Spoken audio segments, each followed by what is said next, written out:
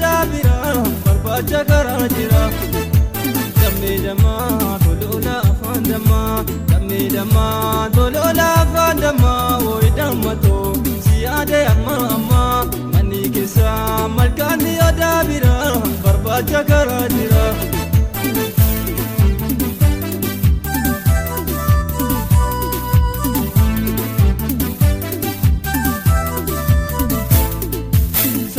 Salaluma ulooga makamise Jalalti jalaluma keena marachise Ati kamise jirta garaan koo qabaa madaa Maqaa kee silaalima watuuna jala badaa Sinjaaladha hiriyaa kan gaafa guyyaa rakkoo Bareedaa ijaan dhibbaa kan fuudhu nama tokko Garanko ero hunda osoma bodita Tagalte karada me kumalo wantu bita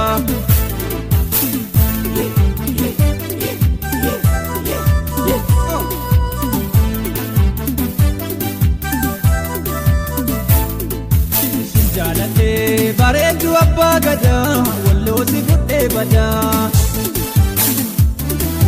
Janamani saboda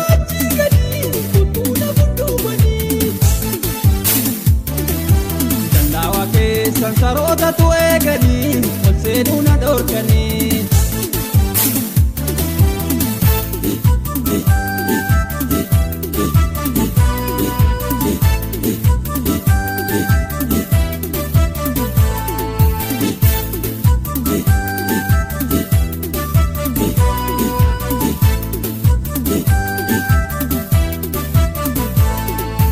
Dammi dammaa tolola afaan dammaa. Dammi dammaa tolola afaan dammaa. Woy dammatoo si yaade amma amma. Manni keessa malkaanni odaa bira barbaacha karaa jira.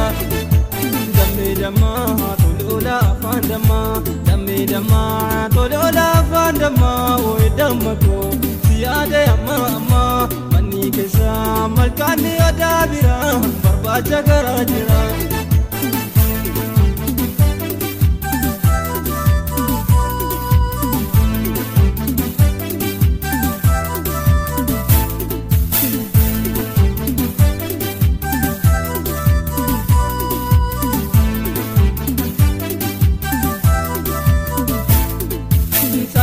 Salaluma ulooga makamise Jalalti jalaluma kan keena marachise Ati kamise jirta garaan koo qabaa madaa Maqaa kee silaalima watuuna jala badaa Sinjaaladha hiriyaa kan gaafa guyyaa rakkoo Bareedaa ijaan dhibbaa kan fuudhu nama tokko Garanko ero hunda osoma bodita Tagalte karada me kumalo wantu bita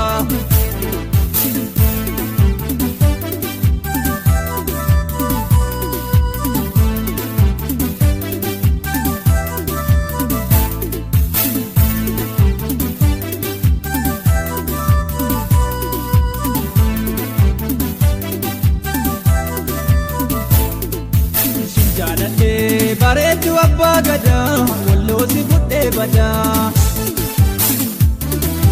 Janamani saboda jigani kutuna futtubani Jallawa ke sansarota tu